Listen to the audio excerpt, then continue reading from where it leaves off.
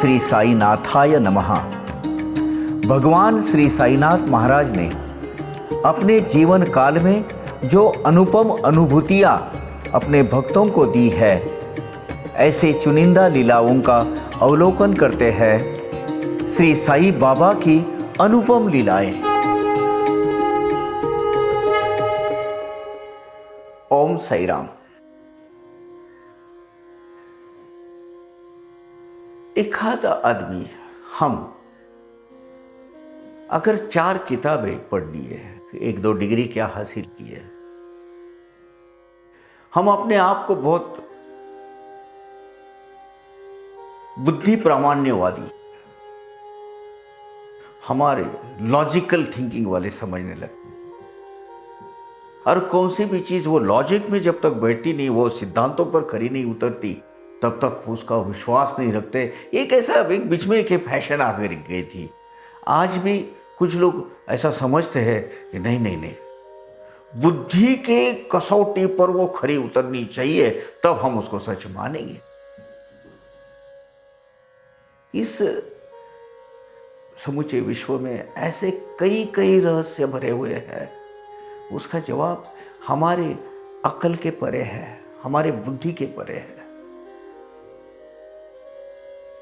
हम 4 किताबें क्या पढ़ लिए ये समझते हैं, तो साइंटिस्ट वगैरह जो लोग हैं वो विश्वास रखते हैं कि नहीं, जो ज़्यादा पढ़ा होता है, जो समझा हुआ सुलझा हुआ होता है ना, वो समझता है कि अपने हाथ में हमें कुछ भी नहीं आता, अपने हाथ में कुछ भी नहीं है।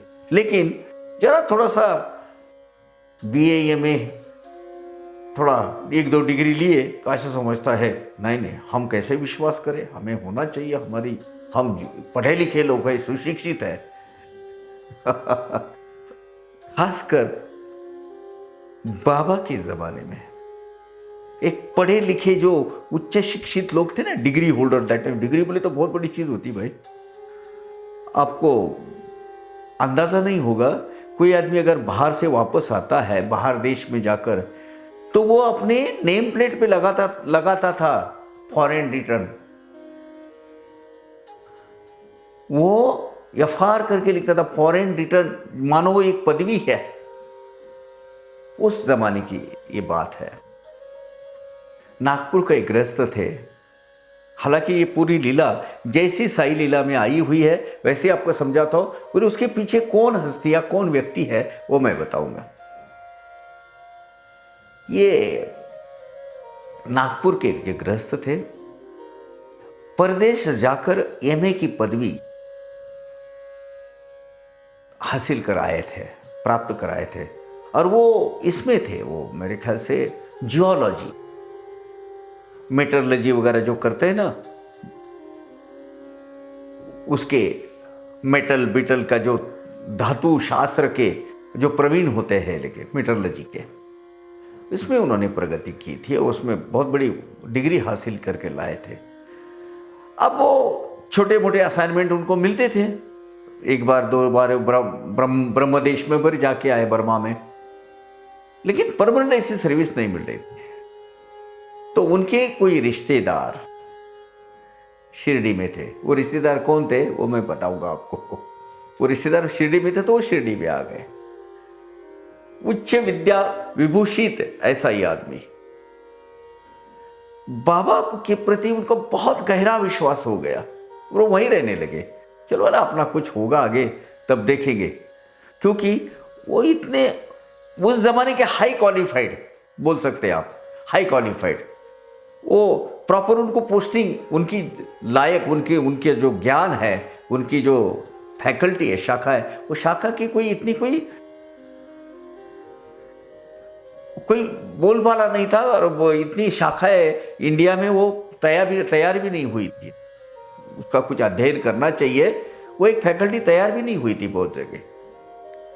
वो शिरडी में रहते थे, तो बाबा ने उसको उन पर एक काम सौंप दिया था कि बाबा की तरफ से, बाबा का प्रतिनिधि कर 5 घरों में, जो बाबा रेगुलर 5 घरों में भिक्षा मांगते थे, वहां जाना है और भिक्षा लेकर आना है जमा करके।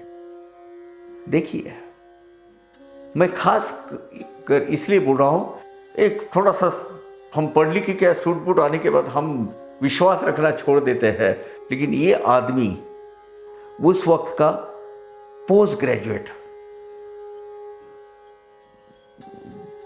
जाना माने घराने से ताल्लुक रखने वाला, वो दिन में भिक्षा मांगता था और बाबा के पास लाके रखता था। फिर भी उनको चिंता सताए रहती थी कि यार आगे क्या होगा। वो साल 6 महीने तक ऐसा करते रहे। तो आखिरी में इधर उधर वो जो विज्ञापन आते थे उसके एप्लीकेशन करते थे। तो बनारस विश्वविद्यालय जो है उसमें, वो उस वक्त में बहुत प्रगत विद्यालय था वो महाविश्वविद्यालय, वहाँ उनको बतौर प्राध्यापक का अपॉइंटमेंट आ गया लेटर। 300 रुपये प्रति माह। अब उस वक्त 300 रुपये बोले तो बहुत बड़ी चीज़ होती है भाई। वो लेटर आ गया तो हमेशा के लिए बाबा के पास गए कि बाबा ये ऐसी ऐसी ऑफर आई, मैं जाऊँ उधर।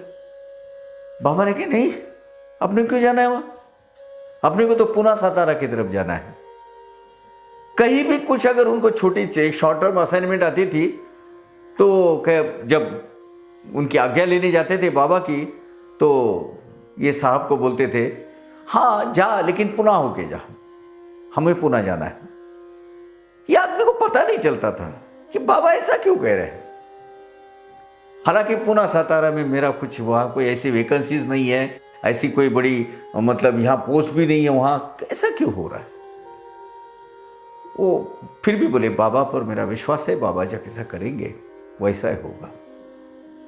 आगे चलकर 2-3 महीने के अंदर एक विज्ञापन आया और पूना का जो गवर्नमेंट इंजीनियरिंग कॉलेज है, आज भी है वो मौजूद, वो गवर्नमेंट इंजीनियरिंग कॉलेज में इनके फैकल्टी के प्रोफेसर की ये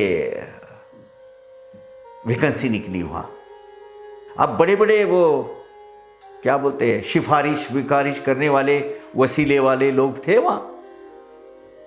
लेकिन उनके सबके वो रिकमेंडेशन के बावजूद अपने ये साहब को वहाँ नौकरी लगी और महीना 600 रुपया पगार करके उनको प्रोफेसर करके वहाँ नियुक्त किया गया। अब ये आदमी कौन थे? ये आदमी थे प्रोफेसर जी नारके। ये नारके साहब जो है, ये नारके साहब बापू साहब बुट्टी की वजह से आए थे शिरडी में, और ये बापू साहब बुट्टी के जामात थे, सन इन लॉ।